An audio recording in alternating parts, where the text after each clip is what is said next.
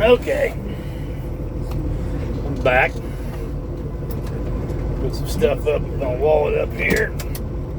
Do some paperwork. I had to get me some coffee and some spin wheels. I like these things, they're pretty good. Got pretty good coffee here at Cridersville. It's freshly made. It's not one of them dumb machines. Let's go ahead and write down how much fuel I purchased. 130 gallons.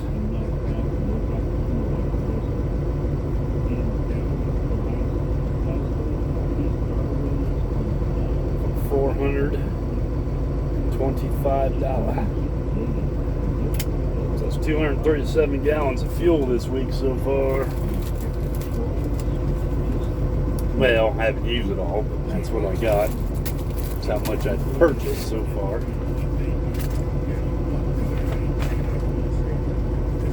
Don't get me wrong, I don't pay for the fuel myself. It's not my truck.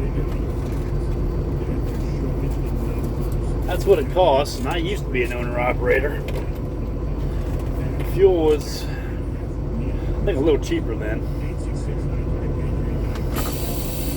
That was back in 2015 when I lost my truck because of a stupid motorcycle accident.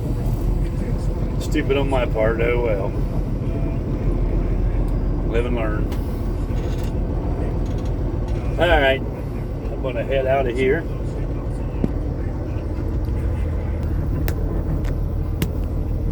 Head to Finley.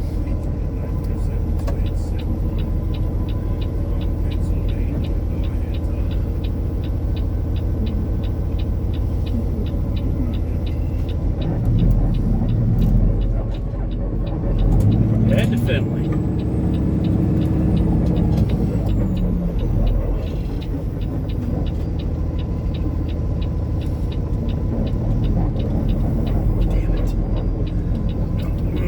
Hit that. Gosh dang, I think I am. That's a first. I never do that. What the hell? I never do that. Oh.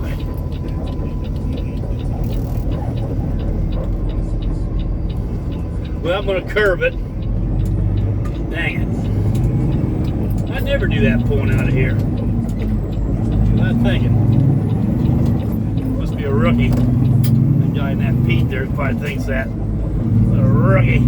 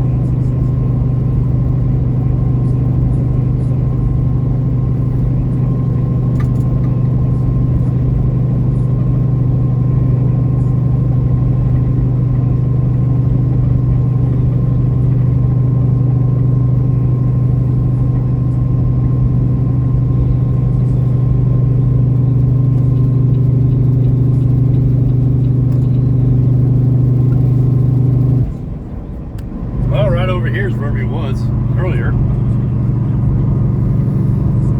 Dock number 4. Warner Makers.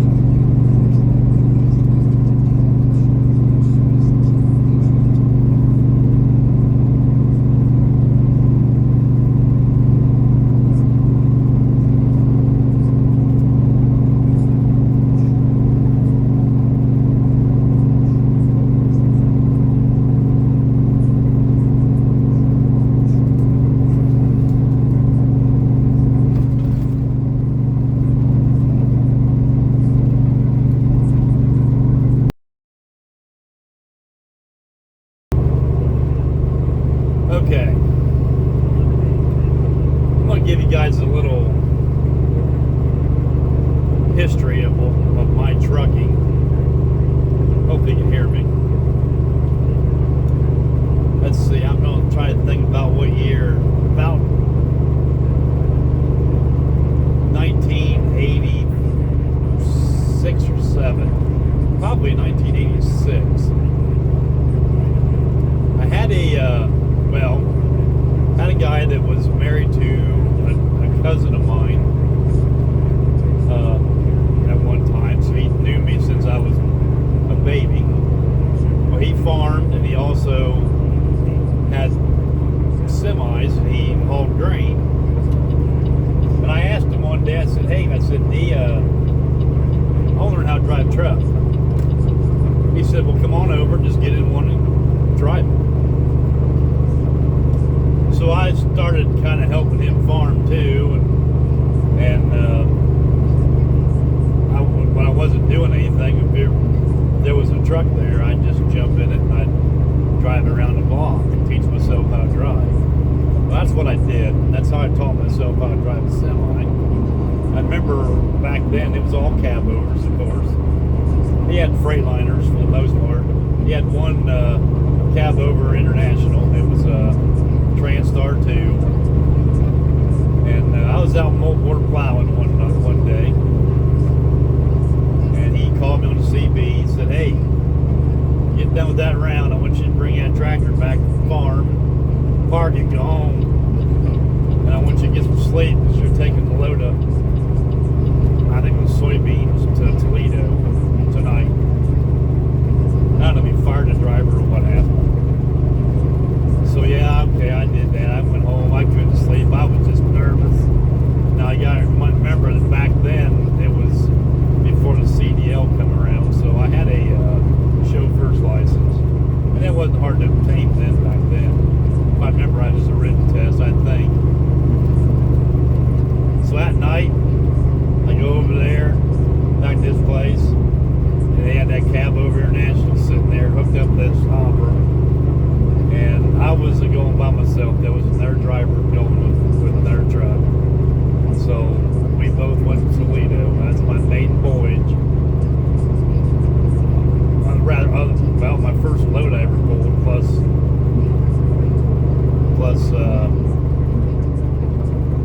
first time ever be on the road, other than on the country roads, going around the block. So that was my first time trucking. And then I hauled grain for him.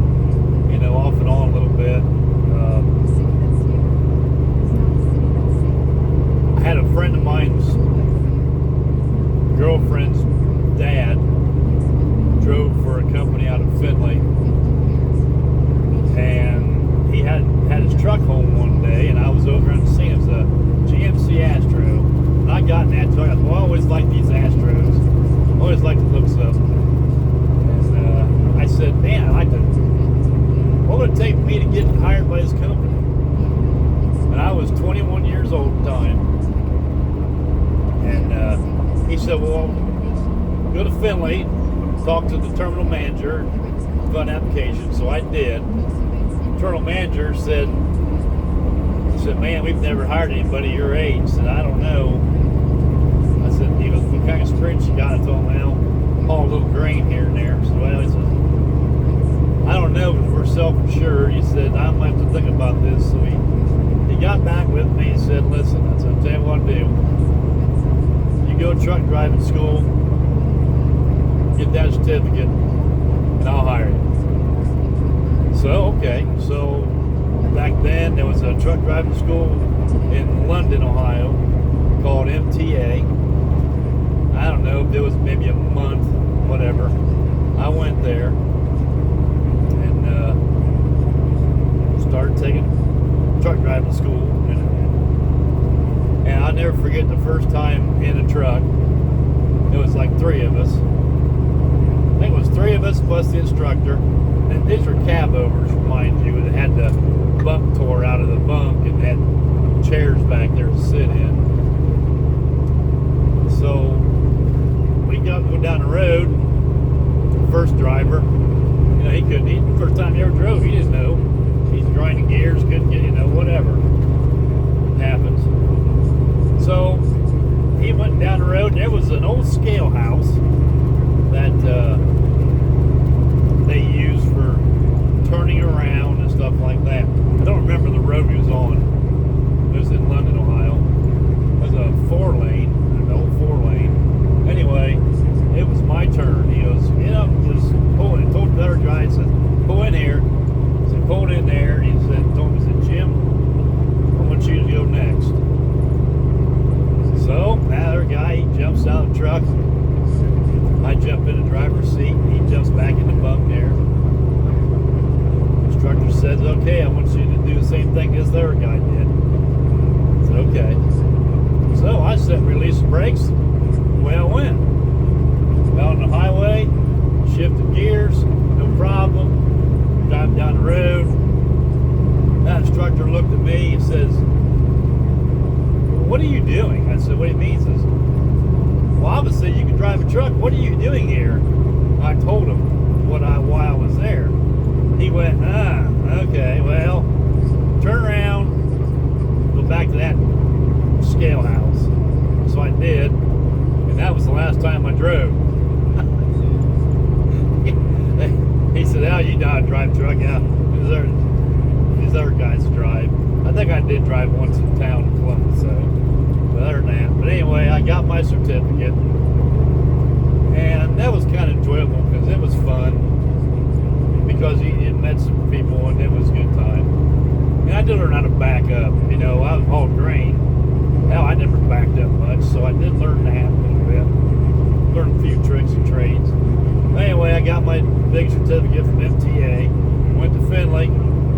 Gave it to him. He said, all right, come in tomorrow. Road test. I was nervous, scared to death. Take a road test. So I went next morning, and the head mechanic gave my road test. His last name was Green. Wasn't a relation. They called him Greenie, I think, if I remember right. Anyway, he was an old gruff dude getting this GMC Astro. He said, I'll go back here and hook it up to this such and such trailer. So I hooked to it. He said, now mind you, this terminal was right across from Whirlpool. The terminal's still there, it's just some other place owns it now. So, in Finley. So, he goes, I don't care what you do, just don't wreck. Don't tear up my truck. Alright, so, on the road, went down, I jumped on 75, down a couple exits, turned around, made a flip, come back. He didn't say a whole lot. He said, alright, go back terminal. Went back in there, got by the fuel pump, said, stop here. Man, I thought, shit, I done failed this, I know. I'm sure I did, because he didn't say a word. He goes, Take your son of a bitch back here, park it, bring it back, you passed it. Alright, so that was my deal there. Then I went to work for Signal Delivery Service out of Findlay. It was a division of Leaseway Transportation. My team drove for them. And we hauled all Whirlpool products. We was a lot dropping hook. And, you know, I started out at GMC Astros, International 9670 cab overs, Freightliner cab overs. I never drove a conventional. They didn't have any conventionals when I drove for them. We'd gone all week, run 5,000-6,000 miles a week, and you know, and team driving. You know, Fort Smith, Arkansas. You know, to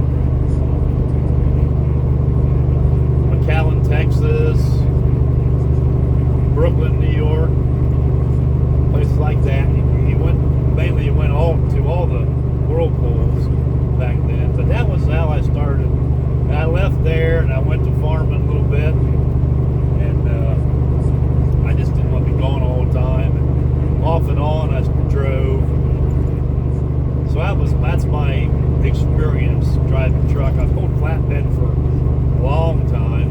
Pulled tanker, pulled a dump bucket. I pulled a lot of different stuff. I never hauled cars. I never hauled livestock. Probably never will. Now I'm a door swinger. It's not paying very well, but that's what I am. So that's a little history of my trucking. I've been in the trucking industry long enough. I guess I can call myself I'm not a rookie no more, that's for sure. I guess I'm pretty experienced.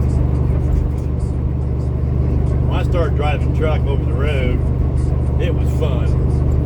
You could leave on a Saturday, and there wasn't hardly any traffic. And it's not like that nowadays, of course. Truck stops had good places to eat. It was always good. It was always good places to eat. You had your favorite spots to stop at. It was enjoyable. It's not that way as much anymore. Truck drivers back then wore blue jeans, cowboy boots, or boots of some sort. Usually button-up shirts. I always wore a button-up shirt, long sleeve or short sleeve, blue jeans, cowboy boots. You dress nice, you look good. Now it's flip-flops and sweatpants. It's actually kind of disgusting, in my opinion. But that's me. I suppose it's more comfortable that way. But when I hauled steel, I used to see some of these people come in these steel mills with flip-flops. I'm thinking, yeah, okay, that's going to really go over real well. You know, so, and I hate to say it, I don't want to seem like I'm prejudiced, but unfortunately, since these foreigners have come into trucking, which there's a lot of them, they've kind of ruined trucking to the point where it's not profitable like it used to be. They cut the rates so bad that it's really not. I mean, to be an owner-operator, you really struggle. And I thought about buying the truck I'm driving, but I don't, you know, realistically, in 4 or 5 years, I'm hoping to retire. I've owned a truck once, and I'd probably still have it if I wouldn't have wrecked a Harley. Was laid up, couldn't work, and I had a couple drivers, and they were worthless. And I couldn't keep up my payments, and I lost it. It was unfortunate. It was my fault. That's a fact. But that I was younger, a little younger then. So I've been on both sides. I've been a company driver and an owner-operator. I'm back to basically a company driver in all reality, but I kind of treat this like I'm an owner-operator. the guy I work for, good dude, Don, he owns 3 trucks. He's only got 2 of them right now working, me and another one. The other truck hauls steel. I'm pulling a van trailer.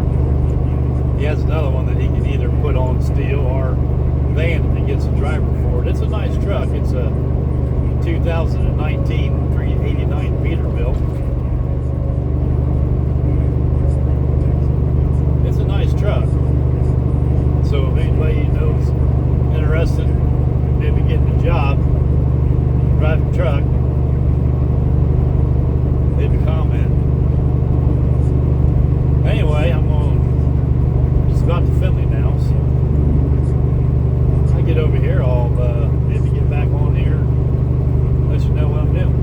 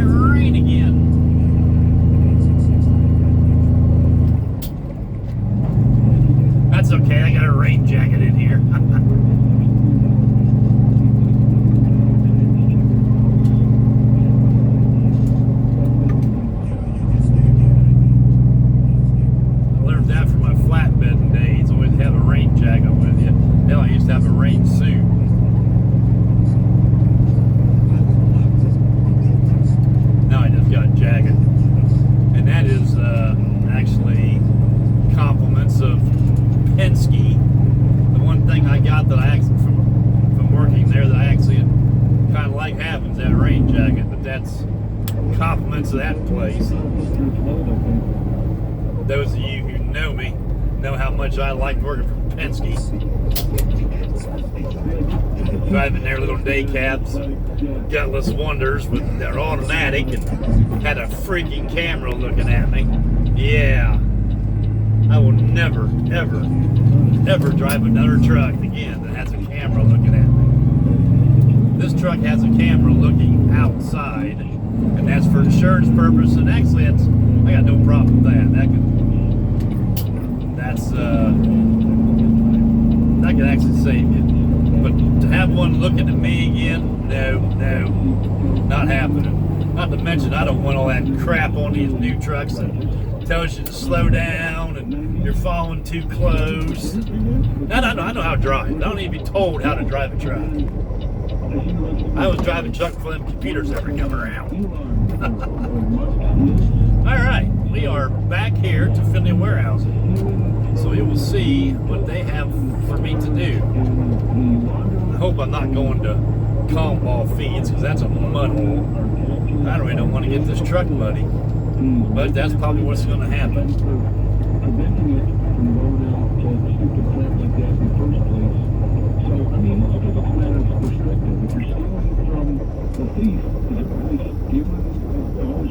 Maybe not.